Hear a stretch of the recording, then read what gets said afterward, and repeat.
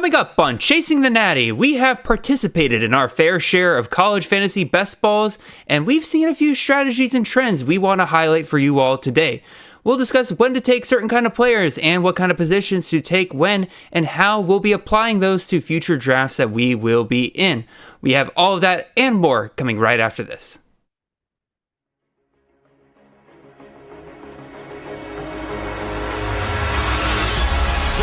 Picks his way to the right and is tripped up, reaching for the end zone. Touchdown. What a start. Give it to Reed, and there he goes. Nobody's going to catch him. Touchdown. It's caught. Jeremiah Smith. Touchdown, Ohio State. The legend grows. This is Chasing the Natty, a college fantasy football podcast.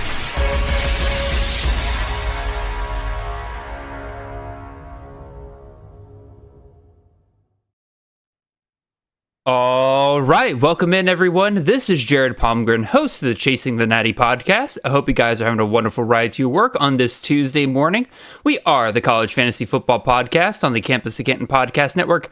You can find us at all of your podcast feeds and on YouTube every Monday morning during the off season at 6 a.m. sharp. If you want to support the great work we do here, head on over to campusofcanton.com, subscribe there with any of our phenomenal tiers. We have content ranging on all sorts of college football games, whether it's CFF, Devy, C2C, College IDP, College GFS, Underdog, Bestball. Really, if you play it, then we've got content, whether that's tools, rankings, pretty much everything you need to succeed. In fact, right now, if you want to support the show even further, make sure when you sign up for one of our yearly memberships, you use that promo code NATTY, N-A-T-T-Y, to get 10% off of your yearly membership. Again, that is promo code NATTY, N-A-T-T-Y. If you can't do that, that's totally fine. You can just show us some love by leaving a like, comment, and subscribe on the YouTube side of things. Totally free for you to do, and it means the world to us. And then on the podcast side of things, leave a 5-star review. Make sure you follow the show. Helps us out a ton. If you have any further questions or want to get in touch for whatever reason, you can find me in the show on Twitter. I am at CFF_Jared. The show is at Chasing the Natty, and joining me today is a special little guest named Chris Battistel, the host of the One Foot Down podcast over with Fantasy and Frames, their college fantasy football podcast. Make sure you guys go check that out. Chris, welcome to the show. Just realized, did I pronounce your last name correctly there?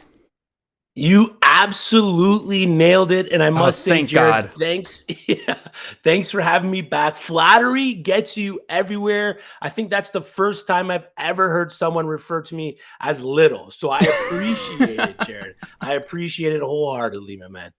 Oh, again, glad to have you on, man. I love your stuff. You've been doing a great job over there at Fantasy and Frames. Again, you guys, if I remember correctly, you're doing a bi-weekly show here to start things off, and then obviously as we get closer to the season, you will kind of kick things into high gear. For those who probably maybe don't know what it is you're doing over there with Fantasy and Frames, you and Aiden Weingartner, he is your co-host. By the way, love that you brought on Aiden. He's a great guy. I listened to y'all's show this past week. Y'all did a fantastic job. Tell the people out there what it is like you're bringing to the college fantasy space with your content and everything like that. What do you plan on doing as you get closer to the season, stuff like that? Yeah, we're just trying to make the college fantasy football game a little bit more accessible. You, Jared, yourself, along with many other great people in the space before me, have been doing a great job giving people the information and actionable content that they need for college fantasy football, growing the game. So we're just trying to be another arm or leg to the beast that is college fantasy football. We run One Foot Down, a college fantasy football podcast. We got articles that we're producing throughout the offseason. I'm working on rankings. We just started off season 2 last week, episode 1, where we talked transfer portal, some of our favorite winners and losers, and then up until the season, like you mentioned, bi-weekly, and then season-long weekly. We got Freshmen to Fear coming up next Monday, just talking about freshmen that we think could have an impact for the CFF season in 2025, man. Oh, that's perfect timing. I know a lot of my CFF Dynasty leagues are starting to get ready to kick off and everything. I was just basically renewing the Natty Chasers Dynasty League today and everything like that. I'm looking at my CFF Dynasty rankings that I keep saying I'm going to put together, and here we are 3 months later, and life gets in the way when you have a 40-hour-a-week job. It turns out you're not just a college student. But again, we got a great show for you guys today. Chris, you and I have an unhealthy addiction to these college fantasy best balls, and we've been in quite a few. And a shout out to Carb G, the Devi Royale, ourselves over here at Campus of Canton, Insider CFF, Ethan Sowers, like a bunch of people have been running these best balls. They've been great. They're perfect for us gathering some ADP data and stuff like that. And Chris, you and I have been in plenty of them. And that's kind of the main thing that people are doing right now. It's a great way to prepare for your actual leagues once, the season comes around and stuff like that. You participate in one and you're instantly gifted a draft board of, 360 players that you can use that board as a way to kind of narrow down your research and say like, all right, here's 360 names that I should probably know about by the time the season kind of rolls around. Because like, frankly, a lot of our redraft leagues are smaller than, 20 or 30 rounds. So it's a great way to get involved, and it's what a lot of people are doing right now. So I figured now is a great time for us to kind of look back on a lot of the drafts we've done so far, and you and I have brought 3 drafts each.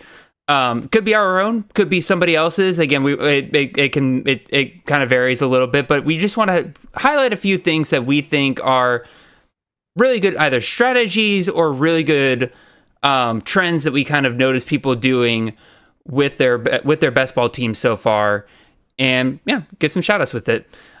Chris, again, you've been in how many of these leagues have you been in so far? I've slowed down over the past little bit, but I think I'm around 11 total since the start of the whole redraft season. But I've done a couple supplementals as well, so I've been kind of involved with that. And most recently, I've been treating my supplemental drafts, my C2C supplemental drafts, as CFF drafts anyway. So, I've been about 11 to 12 or 13 at the moment, man. Oh wow! I think I'm right around the 10 range as well, and I'm probably about to kick off another one here later this week if I'm feeling brave enough to do that while I'm on vacation. But even still, like again, it gave us plenty of teams to take a look at here, and so I think we'll go ahead and jump right on into it. Let's head on over to this. So yeah, basically what I tasked Chris with, I was like, give me a team, and they give me like a thesis that you take away from this team, right? Give me something that you think that it can be applied to other people. So we'll start with my first one here. And this one was very basic. If you're looking at the graphic, I've really only highlighted two players here, and it's specifically something I want to highlight here at the end of drafts. It's kind of where I've put most of my focus for this episode, was what to do kind of in the back end of drafts. And this is a team from Carb G, Ryan Carpenter. He runs a ton of the best balls right now. If you want to get involved, reach out to him at CFF_bestball. That's the quickest way. Follow that account, and you'll find yourself into a best ball league pretty quickly if you're interested. But he did a team here, and in his 23rd to 24th round pick, I wanted to highlight 2 quarterbacks he took, in Haas Haney out of Oklahoma State and Anthony Calandria, quarterback formerly of Virginia, now at UNLV. My thesis for this draft is there is absolutely zero reason, none at all, to play it safe with your late round quarterbacks. You absolutely should be swinging for the fences with your 5th and 6th quarterback. I usually take about 5 or 6 quarterbacks in my draft, and usually I will wait to right about round 7 through 12, usually around that range, 7 through 13-ish. 4 of those 6 picks will end up being quarterbacks, and I'll kind of make up the core of my quarterback group.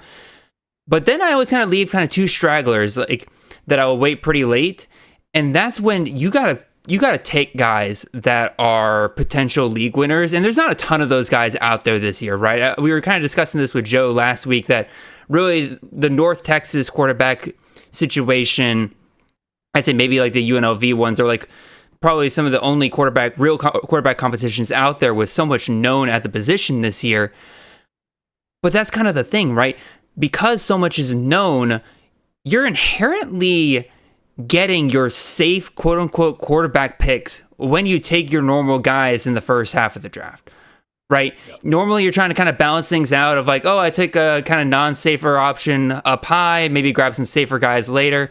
Nah, this year, like I said, because there's so much known in the position, you're likely already covering that safe part without even really thinking about it. So in my opinion, don't be drafting guys in like the last 10 rounds, guys like Dylan Raiola, Cedric Bailey, Drew Aller, a guy that I probably need to get away from a little bit, Gunnar Stockton, Luke Altmaier, Aiden Childs. These are guys that are like 17, 18 fantasy points per game kind of guys, right? You sit there thinking like, oh yeah, they'll give me a base floor every week.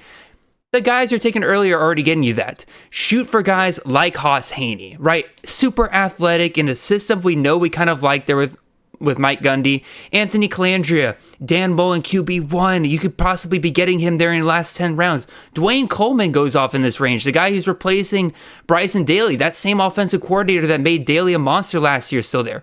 Connor Harrell over there with, Tim Albin. Tim Albin and Charlotte, right? Like, we know dual threat quarterbacks do well. Drew Mestermaker goes off in this round. Those are the guys you need to be taking with your last 1 to 2 quarterback picks. Don't be taking a guy that's just going to get you 17, 18 points a game. What do you think, Chris? Yeah, I'm in the same boat, and I'm going to touch on that kind of draft strategy outside the quarterback a little bit later with one of the drafts that I picked out. But I totally 100% agree with you on that, with waiting on those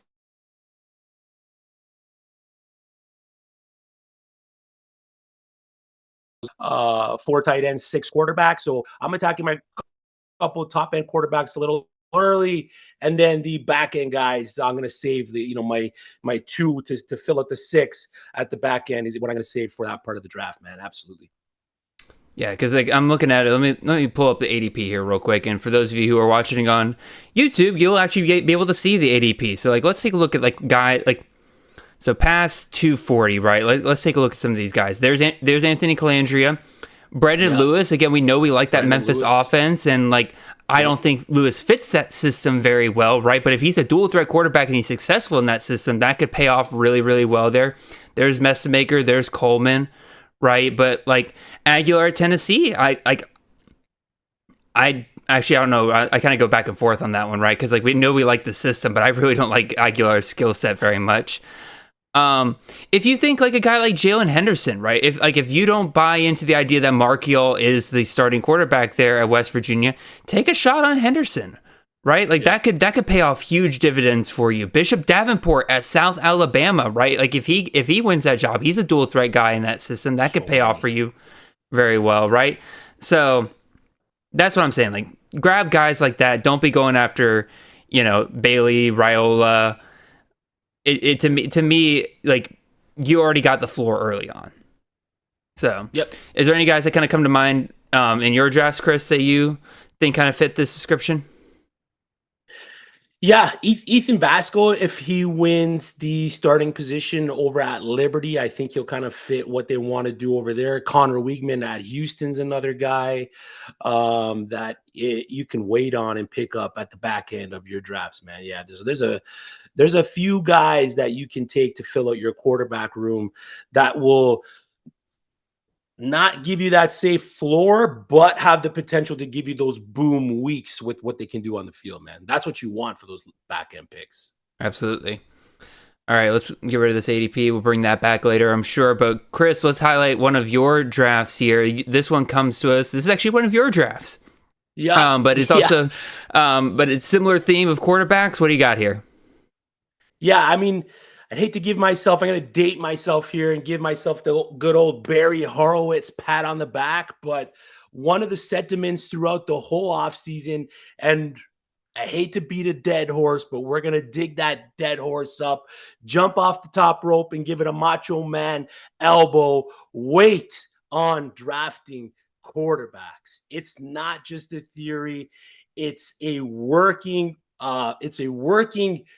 practice, this especially this season. Without that, you don't need to go chase that stud quarterback at the top end of your drafts. By punting the QB early, you open the door for stacking high volume positional players, guys who will win you weeks at wide receiver, running back, and tight end. I ran an experiment with this one draft to see how far back I could push taking a quarterback, and I kind of like what I ended up with here. I got Diego Pavia in round 12, a 23 fantasy point per game quarterback. He's mobile, he's steady, he's locked into the system. He's going to give me some of those boom weeks, so I'm going to expect some weeks where Diego Pavia is going to give me a QB1 outing. Followed by that, I took Sawyer Robinson from Baylor, another guy, 21.8 fantasy points per game. I got him in round 15.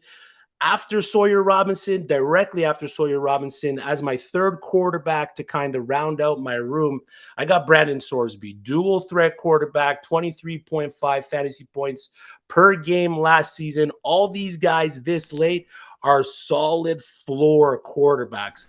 I don't have to worry about going up and reaching, in those mid-early rounds to try to worry about solidifying or taking a stud QB at the top of my draft. That's a full QB room. And then I rounded it out with DeQuan Finn from Miami of Ohio, Brendan Lewis, and then I took a little shot on J.C. French there at the back end. If he wins that job at Georgia Southern, I think he has some potential to give us some big weeks. Maybe not as many as we'd like, but 1 or 2 weeks where he can kind of build me up in those weekly rankings for best ball. I'm going to take it. You mentioned you didn't like Brendan Lewis too much in that system, and I kind of agree a little bit, but I'm excited to see what he's going to be able to do at Memphis as a 8-year senior now, 6-year senior. Good Lord, he could be a 100th year senior as far as I'm concerned. That's where I'm at with the quarterbacks, man. I mean, I agree with you. Like I said earlier, my main strategy going into best balls is mostly keying in on that kind of round 7 to 13 range and just loading up on some of those quarterbacks right in that range because there's so many great options. By the way, I need to date myself a little bit here. I had to look up the Barry Horowitz reference here. I'm quickly learning that there's a lot of people in college fantasy that love wrestling, and boy, do I not get any of the references. I think was it Insider CFF did the whole thread and about comparing everybody to wrestlers, and I was just sitting there wondering, like, I hope mine's flattering because I have no idea who these people are. That's me in Marvel and Star Wars. Man, I'm lost in that world. Buddy. Oh boy, that's the opposite for me, man. I'm all in on that. Yeah, your QB room here though. Like I brought up last year's stats. Let me tell you, right? Yeah, Diego Pavia, right? QB 30 last year. You got him in the 12th round. Sawyer Robertson, QB 34. You got him in the 15th round. Brendan Sorsby, quarterback 16 last year. You got him in the 16th round. Like, that really just goes to show like how deep this quarterback class is. Like in a normal year, guys like that would be pushed up, right? You're talking like guys that would go in like the 7th, 8th round and stuff like that. But they're falling this far because one, there's a lot of other guys, a lot of other systems that provide maybe a little bit higher upside than those guys. But even still, this is exactly my point. Your floor is taken care of with those first 3 picks, and then you look at those back 3 picks. We already talked about Brendan Lewis, right? Like I said, I don't think he fits in the system very well, but if he does, and they do use him well, he has insane upside.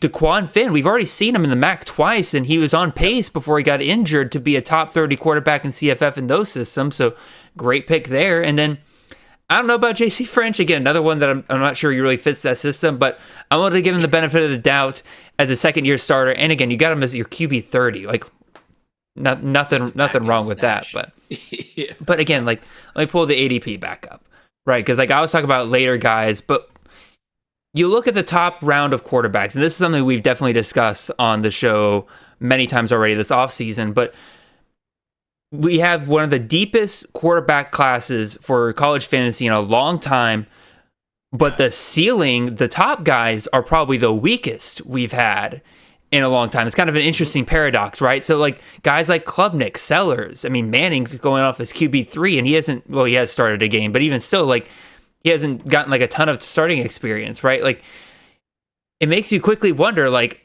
is it worth me going up and getting those guys when I could just wait?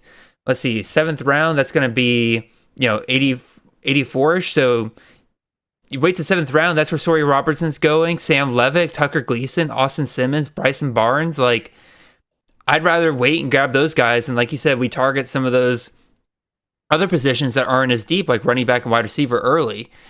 And you grab plenty of great options there in the middle of the rounds there. So fully agree with you. And if you look at if you look at the top three of the top 5 in the ADP there, I know if you're listening, you can't see the graphic, but Arch Manning QB3, Damon Williams QB4, and Micah Aliato QB5. That's 4 combined starts between 3 of the top 5 quarterbacks at ADP right now. Mm-hmm. That's giving you the luxury to take a high productive quarterback at the back ends or mid rounds of your draft.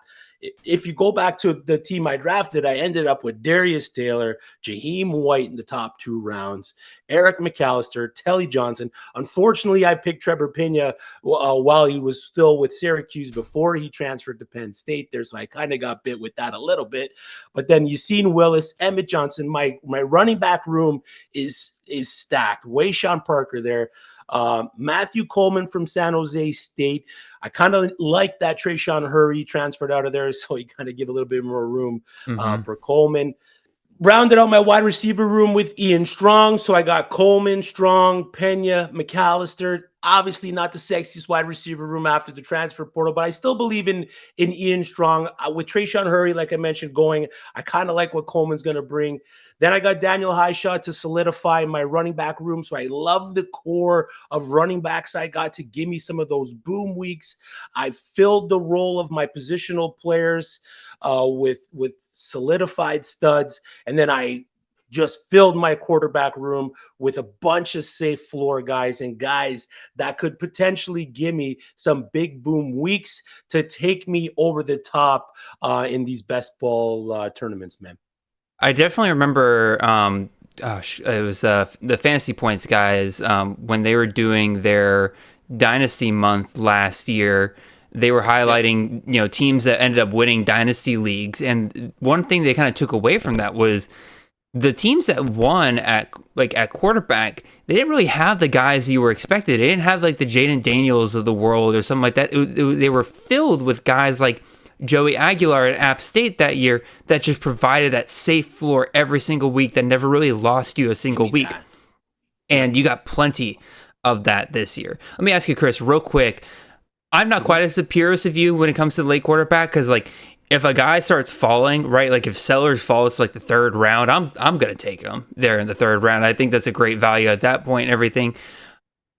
Are there guys that you are personally willing to take early on that, like, if they fall to a certain value, right, or are you just purely like, I don't, like, just not touching quarterback at all until a certain range? Yeah, everyone's got a price, obviously. If I'm going to get a tremendous value on a quarterback, am I going to take my running back 3 or my wide receiver 3 or my tight end 1? Or am I going to take this quarterback here that probably should have went 2 to 3 rounds? I can't really put a name on a guy, but if there's a value in the draft, I'm going to scoop it up, Jared. No, for sure. Absolutely, man. All right, let's move on to my next draft that I want to highlight here, and this one comes to us from Ethan Sowers, one of his drafts, and this is one of the ones I had where I kind of have a takeaway on running backs here. And my takeaway here is basically a version of, again, my buddy Mitch Hart's like zag when others are zigging and everything, but particularly this year I think it does apply, and that is running backs, man. Like, there's a reason why we're drafting so many of them in the first couple rounds of drafts, right? Like, by the time you reach the 4th round, you're looking at 23 running backs have already come off the board. That's half the draft at that point, right? People are wanting to hit RB early because there's very few safe options and things turn into a cluster very, very quickly. That also leads to a lot of guys that maybe their position in that room isn't as strong as we think they are, but they're still getting pushed up because people don't want to feel left behind at the position. And I say, if you're somebody, especially in the latter half of your draft, you sit there, you get through about the first 15 picks, and you're like, man, like I usually like to have like 9, 10 running backs, and I've only gotten like 3 or 4 through 10 rounds of the draft and everything. What am I going to do this back end? It feels like things are going to get bad very quickly. I say, and this is my thesis for this draft, try to take advantage of the rooms where there's more uncertainty than we tend to let on about. Right. In Ethan, in my opinion, in this draft that he does here, does that to a T. His entire back end of running backs is filled with guys like that. Katron Allen there in the 11th round out of Penn State. Evan Pryor out of Cincinnati. Reuben Owens out of Texas A&M. Peyton Lewis out of Tennessee. Jacoby Williams out of Texas Tech. LaShawn Williams out of Kansas. He's rolling the dice on all these running back rooms, right? But here's the thing. All those running back positions, we know for a fact, we want that system. We want that Texas A&M RB1. We want that Joey Maguire RB1 based on what we saw with Taj Brooks the last couple of years. We know we want that Lance Leopold RB1. But if you're unable to get, the favorites for those positions early on, why not take a shot of those on the second guy in the back end of drafts? Like, let me take a example here. Like Reuben Owens. In this draft, this particular draft that Ethan took, he took Owens in 17th round, pick 6. Le'Veon Moss went 8 rounds earlier in the 9th round. Peyton Lewis, right? Ethan got him in the 18th round. Deshaun Bishop went in the 14th round. Jacoby Williams. Ethan got him here in the 20th round. Quentin Joyner went 1st round.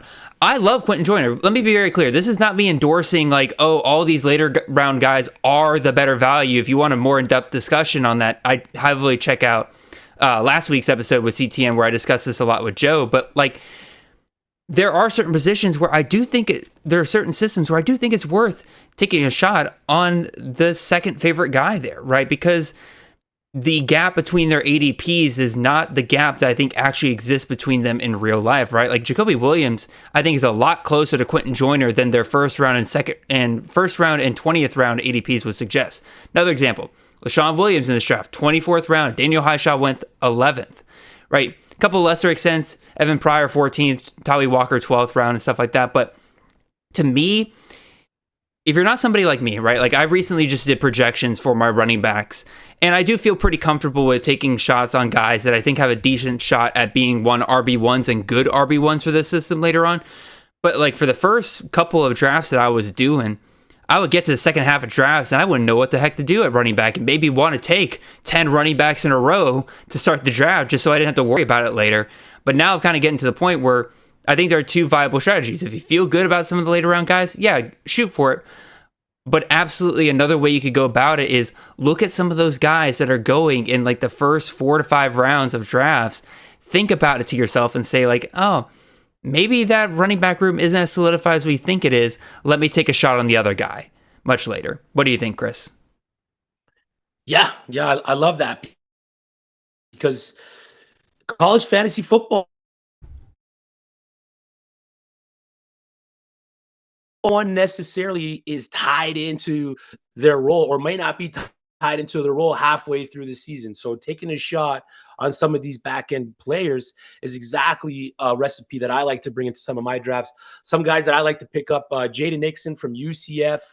He's a favorite of mine, running back that I like to take kind of late there. There's another one at the top of my head. CJ Campbell from Rutgers. I know Antoine Raymond kind of gets taken a little bit earlier than him, which is rightfully so. Take Antoine Raymond, what he was able to do when he was given full load there at the back end of the season. He was terrific. I think he scored 3 touchdowns in his final game. So draft Antoine Raymond. Draft CJ Campbell on the back end. Draft Jaden Nixon on the back end. These are the guys that could take hold of these running back rooms. All it takes is either an injury or a couple fumbles, and these guys are the workhorse backs in winning you your leagues, man. Yeah, a couple other guys I'll highlight here. You already called out CJ Campbell, which is funny. That's an ADP situation that shifted very quickly in the offseason where I think Campbell was going early at first, and then he quickly fell behind. Raymond went up. Now it's completely reversed. It's a couple other guys. Jordan Marshall at Michigan, right? Like Justice Haynes going here. Let's see. Let me pull up ADP again real quick. Where is Mr. Haynes going? Where are you, buddy? There's Jamal Haynes. There's too many Hayneses going on here. Where is he? He's right there, RB22. RB22, right? Like, yeah. I would, again, let me be very clear again. I'm not endorsing the idea that Marshall is the RB1 over Haynes, right? But their ADP gap is massive.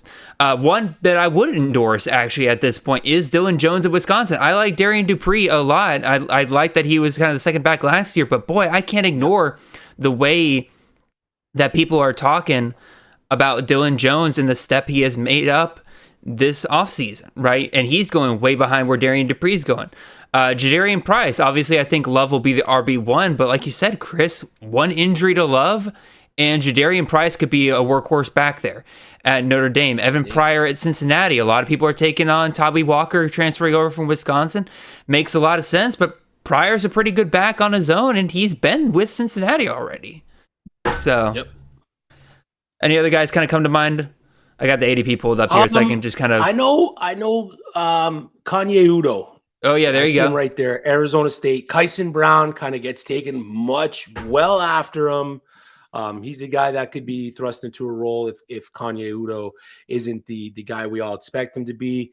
CJ Donaldson at Ohio State. I know James Peoples been pegged to be the RB1 for that team going into the season. But again, man, like we said, all it takes is one injury, a couple fumbles, a bad day, a couple bad days, and the running back room is flipped on its head. So definitely take some shots on some of these back end running backs that could be thrust into starting roles. Deli Johnson and Jalen Poe at NIU is another one that kind of comes to mind that I think people need to keep a little bit more of an eye on over there. So, all right, let's move on to your next one here, Chris. I just realized. There we go. All right. You have a draft here from our good buddy Steve here at SJ Jackso on Twitter, and you wanted to highlight his first 10 picks and talk about kind of what makes a good start in a CFF best ball. So what do you got for us, Chris? Yeah, before I start, just touching on that last one, I don't know about you, Jared, but I absolutely despise drafting with Ethan, man. Guy's just a thorn in my side. No, he's too good for his own good, and he drives me nuts in drafts. Drives me absolutely bonkers, man. But yeah, what makes a good start? What makes a good start is nailing your first 10 picks.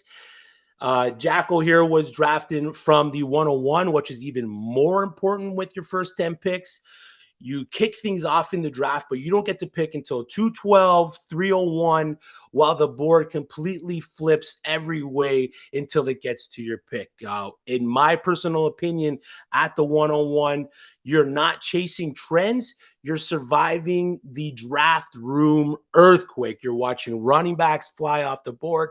Your favorite wide receivers go to your arch rival while you sit there and twiddle your thumbs and watch your queue just absolutely dry up. There's three things that I like to do from the 101 is you need to spot positional runs before they start to take advantage of your queue. Catch the teardrops early and stay cool. No FOMO picks. Don't get afraid or think that you have to reach up to take a quarterback because you see 4 fly off the board before your next pick. What I loved with what they did with this draft, they started it off with Jeremiah Smith, to some, the CFF wide receiver 1. You could put Jordan Tyson in that conversation. I'm not going to argue with you, but Smith is a solid pick to start your draft. Round 2, they went Antonio Williams, another high volume wide receiver, stayed in the tier, didn't need to reach. What I like what they did next is they didn't try to take a high quarterback, a high tier quarterback. They went with a little bit of balance. Snuck in Justice Haynes. The reports from spring in Michigan have been terrific. He's looked great. He's going to fight for that running back 1 role in Michigan. Then he followed that by Jonah Coleman out of Washington, another potential bell cow running back. What I like what he did next as well is now he solidified his quarterback room in the 5th round with Parker Navarro. Some have him as a top 5 quarterback going into the season. If he can give you that potential output with that room that you've already built with your positional players. Parker Navarro is a great accent to those. He rounded out his running back room with Emmett Johnson in the 6th round at running back 39 in this draft. He's locked in his running back depth with those 3 running backs. Took his quarterback to round 7 with Avery Johnson, 2 starting QBs at QB 9 and QB 10. So he soaked up some good value there. Round 8, another reliable starter wide receiver in Trent Walker out of Oregon State, with his wide receiver room in Jeremiah Smith, Antonio Williams, and his wide receiver 3 respectively in Trent Walker. He's starting to build some great depth. Round 9, he took your boy, Dylan Carson, as running back 45 in this draft, which I think is a great value. He doesn't go there anymore, I can promise you that. No, not at all. You can thank me and Elliot for that one. Well, thank you very much. And then round 10, he got a top 3 tight end and Joe Royer out of Cincinnati. So he was able to really drive home a solid start to his draft, especially picking out of the 101. He stacked volume, he stayed in value tiers, and he avoided reaches. He nailed those first 10 picks, and that to me is mastery drafting out of the 101. It isn't about the best player. It's about riding out the board swings and having a complete roster by round 10. And this drafter here, he knows what he's doing, man. I would agree. That was kind of the thing that really stuck out to me with this draft is like he's really hit on all of his positions by the time round 10 has come about. Yep. Right. You feel good about your starting lineup, which is exactly where you want to feel by the time you're getting to round 10. You've got all your starters kind of lined up and everything like that. And I was kind of looking at it as you were describing it because I was curious. I'm like, okay, it feels like he's getting some really good value on like all of these guys for the most part. Obviously, at the 101 pick, you're going to take whoever. Right, but Antonio Williams, right? He got there at the end of the 2nd round. That's right at ADP. Antonio Williams goes off at 22.5 in ADP. He got him here at 24. Justice Haynes, maybe a little bit high compared. I wonder if I have something messed up in the ADP because I have Justice Haynes going off at 44.5, but I feel like he has not been going off that late ever. So maybe I got a mistake in there somewhere. But Jonah Coleman, right? He's a guy that, where is he on my ADP? Where are you, Jonah? I just saw you. There he is. RB17 usually goes off at 26.2. Here he gets him at 45. That's huge value right there. I know a lot of people aren't super excited about Coleman, but if you're just looking at this just from a value perspective compared to ADP, he's just grabbing guys that fall to him. Parker Navarro, another guy that he's drafted right there at ADP. He's letting the board come to him, right? Emmett Johnson, Avery Johnson, another great combo there of Johnson's. And then this is also, again, a very, like, that Trent Walker pick. I know some people might kind of scoff at that because, Oregon State wide receiver 1, how valuable is that? I got Walker projected for 80 receptions this year, and this is in a full point PPR best ball here. That could help him out a ton. And then again, obviously, you mentioned already, you got the incredible value with Carson there. I have to imagine this is an early draft that you're pulling this from here, but even still, like, I would agree. Nailing your first 10 picks to me means you look back on your first 10 picks and you sit there and say, this is a group of players that if I had to rely on every single week, like say there was no bye weeks, if I could only rely on these 10 players, I would feel pretty good about myself. Because I was just sitting there thinking, I'm like, I'm not a big fan of Antonio Williams. Because like personally for me, like I wouldn't say he nailed this because I'm not a big fan of Antonio Williams this year. I just mentioned like not everybody's a big fan of Jonah Coleman and stuff like that, but I was kind of thinking to myself like, all right, what does it mean? But obviously that's just personal preference at that point, right? So it's like, how do we apply that to everybody else? What does nailing your first picks? And I think that's the best way I could describe it is like, you look at your first 10 picks and you say, if these are the only 10 players that I had to rely on this year, do I feel good about this? If you say no to that question, I think you did your first 10 picks wrong. Yeah, because middle draft, you're starting to fill out your roster, some high floor guys. Back end of the draft, you're chasing darts at that point. And if you don't have a solid foundation, I mean, you're not building a house on toothpicks, my man. If you don't have a solid foundation, your whole house of cards is going to come crashing down. So you want to make sure you nail those top 10 picks. And then it gives you the ability to get a little loose with the back end and take some shots. If you look at who he picked at the second half of his draft, he's got Carson Beck, Jamarius Haynes, Jeremy Bernard. He got Ethan Vasco, Sam Roush. So there's some potential for some high value players at the back end of your draft. And you can it affords you the ability to, hey, I like this. I like player X, but player X usually goes 3 rounds later. But because I got a solid foundation, I have the ability to reach up and maybe make my reaches outside of the first 12 to 15 rounds. I can do that a bit later, man. So no, I think nailing. Yeah, go ahead. I would say I think that's a great point, right? Like it does kind of afford you to feel a little bit better about reaching in those later rounds rather than feeling bad about that reach early on. Exactly, right? Like let the board come to you in like in the top 10 rounds, right? Now again, like if you reach 1 round earlier, that's fine, right? But like I've seen people, they'll take a guy who's, goes like 5-6 rounds later and they draft him up in the 3rd round. I'm like, okay, these top couple rounds are like relatively solidified at this point in ADP, unless you're drafting with a whole bunch of people you'd never drafted before, in which case I kind of understand, being a bit more aggressive, right? Because you don't really know what to expect with those people. But in the CFF community, if you're drafting with guys like, who are in Carp's Discord or here at Campus of Canton or Devi Royale or, the CFF site, you kind of know the trends of what people are going to do. And so like you said, those first couple 10 rounds, just let the board play. Like play the ADP game a little bit there, and that'll afford you the ability to be more aggressive in the back end. Yeah, so absolutely. All right, this is my last team that I want to highlight here. This is another one from Ethan. So Ethan, I'm glazing you up today. Don't get too big of a head here. But again, Ethan just does a really good job of highlighting some of the strategies that I think are really, really good. And this is, again, I did one with quarterbacks. I did one with running backs. Now I'm going to highlight a good strategy I think is good with wide receivers. And again, it's specifically for people who maybe struggle with wide receivers, right? Like you feel good about identifying value at quarterback. You feel good about identifying value at running back, but you're like, man, I can never ever hit those wide receivers, man.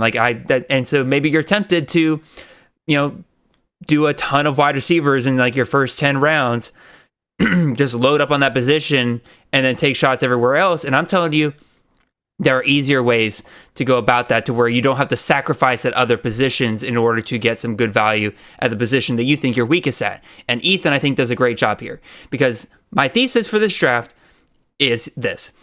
Just because wide receivers this year are very unknown doesn't mean the systems are.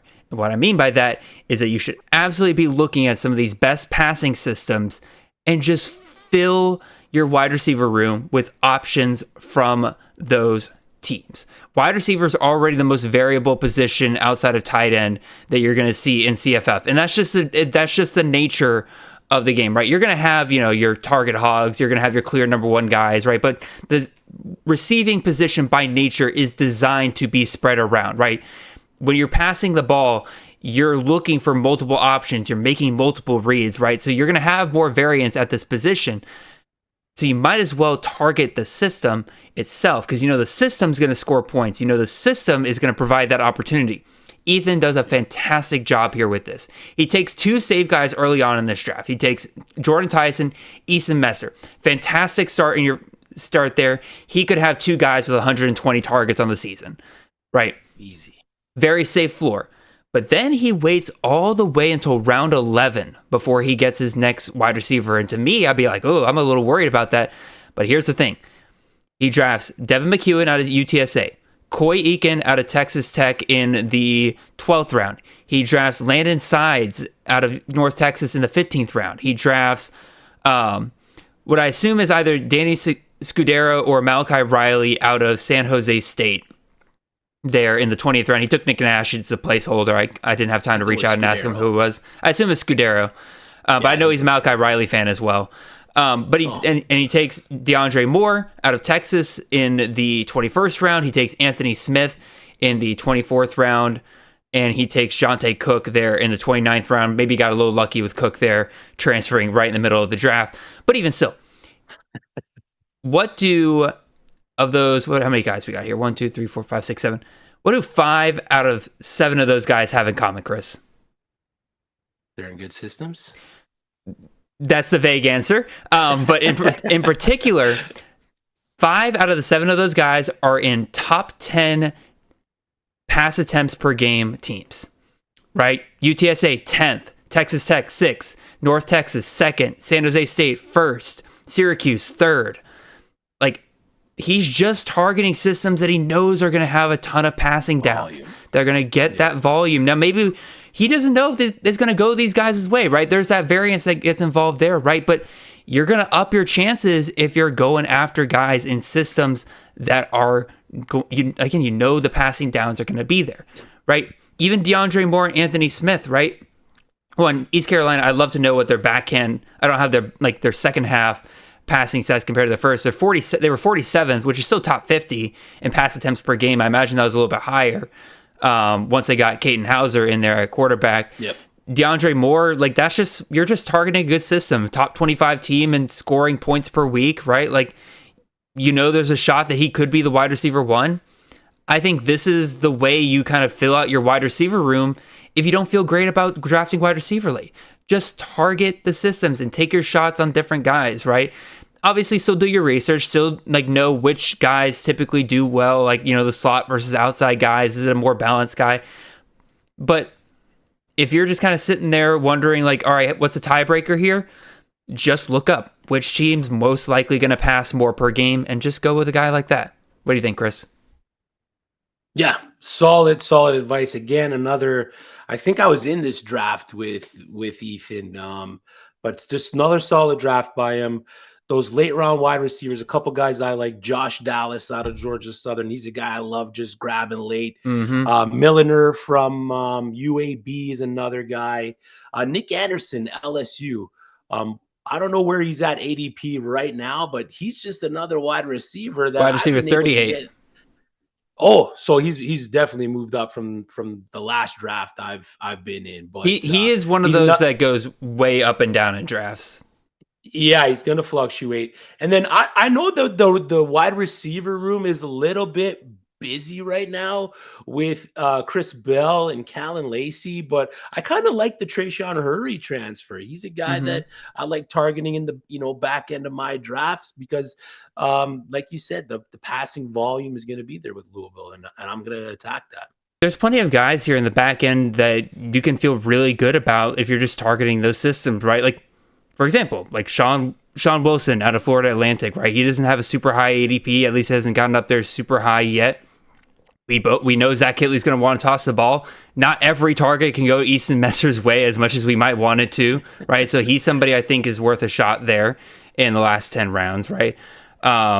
Anthony Smith, as I gave an example there. Darren Gill, any of the Syracuse wide receivers really at this point, because that's completely up in the air right now. We know they're going to want to toss the ball around, especially with Steve Angeli there now. Brandon Innes, Bryson Rogers, either of those two Ohio State wide receivers, you want to take a shot there. Either of the South Alabama wide receivers, anybody at Colorado State. Like, again, these are all systems that you know are going to chuck the ball around a ton. So you might as well take shots on guys like that. What do you think, Chris? Yeah. Use those late rounds to take some shots on some high ceiling potential wide receiver ones, or just high volume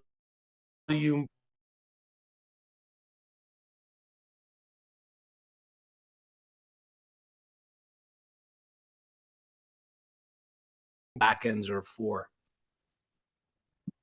Yeah, a couple of guys that just came to my mind now here as I was thinking about it, but like Xavier Thomas at LSU, Jordan Dwyer at TCU, or even Joseph Manjack at TCU as well. Like, again, as much as I want every target to go Eric McAllister's way, like, we know they're going to throw it a ton, that there could be two guys that end up being good there. So, all right, Chris, let's move on to your final draft that you want to highlight here.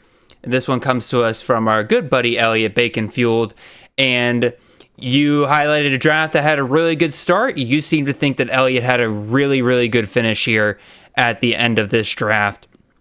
What do you like about his draft here? Yeah, I like that he chased some decent upside with the back end of your drafts. The late rounds, 17 to 30, can make or break your season. That's something that we've kind of touched on throughout this episode. Don't go safe. Don't try to chase depth or vibes. Swing for starters who can flip your rosters in these season-long tournaments. Best ball's not head-to-head. You're trying to gain as much points as you can. Use those back end of your drafts to try to solidify some high upside guys. And I think he did that. I love what Elliott did at the back end of his draft with this one. He got Tanner Koziol, who transferred from Wisconsin to Houston from Ball State, where he had a great season last year. Big-bodied slot wide receiver playing tight end.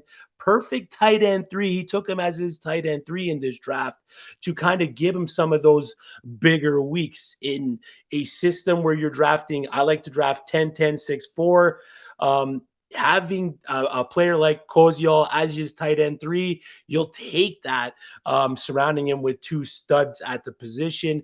Another player that I like that he picked with pick 18 as well with Houston, Connor Wegman, dual threat QB in this Houston offense, where they've already been quoted to saying that they're going to expect their QB to use their legs a lot. So there's a potential for Wegman to have some big weeks, and in a quarterback room where he's built quite a good standard there with his team, he's going to be able to use Wegman's boom weeks to his liking.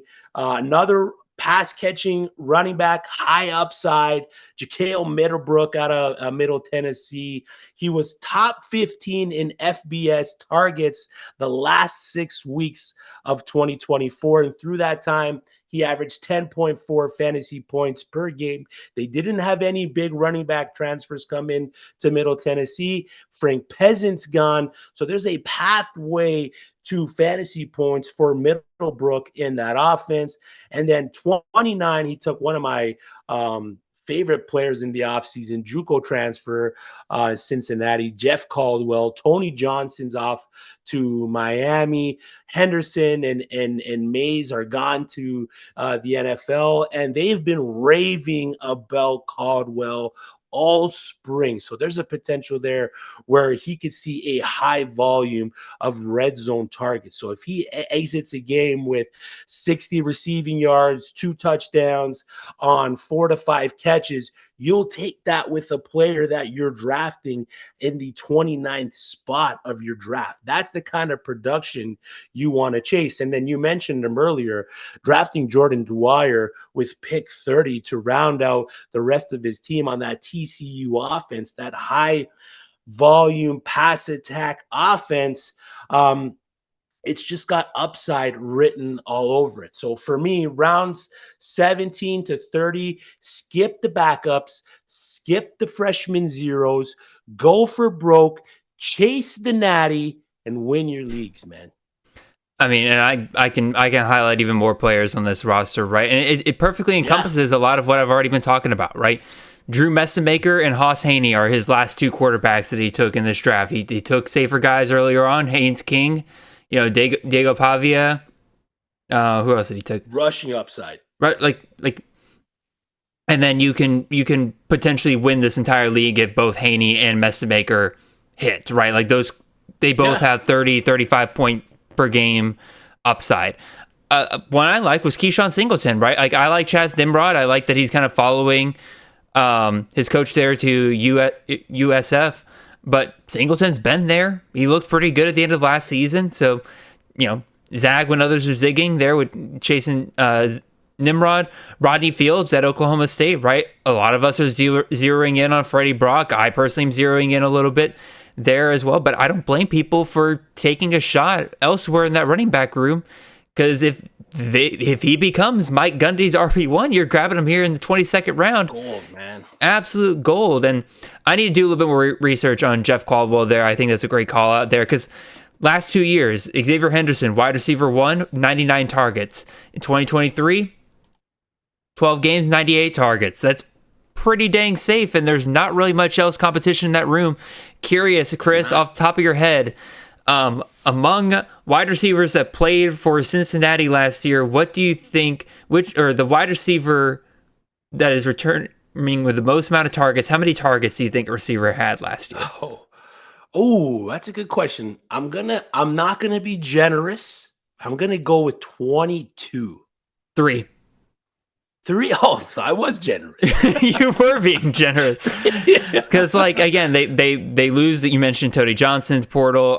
Yep. Burkhalter left. Aaron Turner left. Tyron Smith left. They bring in, Cyrus Allen and Caleb Goody as well. But there's really not much competition there. And Caldwell could absolutely be a beast there with, if you lock him in for 99 targets, it's a great shot there at the end of drafts. That's just Elliott being smart and paying attention to spring camps there. But sharp drafter, man. Sharp drafter. But again, and like you said, his back end of this draft really does show exactly that, right? He's just chasing that upside, looking for guys that it could explode beyond even what we saw last year. And, he's letting guys take Hudson Clement early on in the draft while he takes Justin Bowick here in the 27th round. Yep. He's letting guys take Bryson Donaldson in the second round of drafts, and he's taking Elijah Gillum here in the 28th round, right? Just really smart drafting overall from Elliott here. So, all right, Chris, we're getting to the end of the show. I'm shocked. I'm not used to the show only lasting about an hour here and everything, man. I guess you got any final thoughts? Obviously, we're working on stuff and everything here, but as you continue to go through your best ball drafts and everything like that, I guess what is kind of your takeaways you've had so far, and what are you going to try to apply moving forward? Obviously, the stuff we discussed here today, but what kind of other stuff?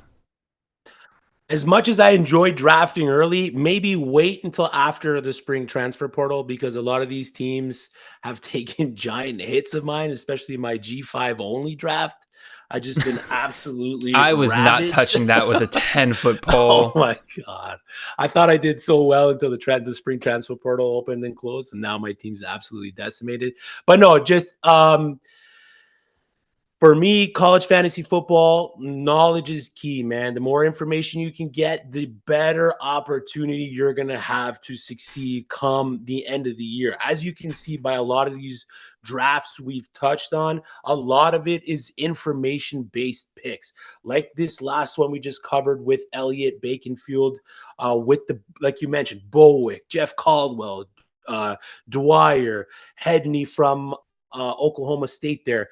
These are guys that are going to win you your leagues, and to pick them because you have the information that leads you to these picks over your league mates. I don't think some of these guys were even drafted in the earlier drafts that we were taking part in.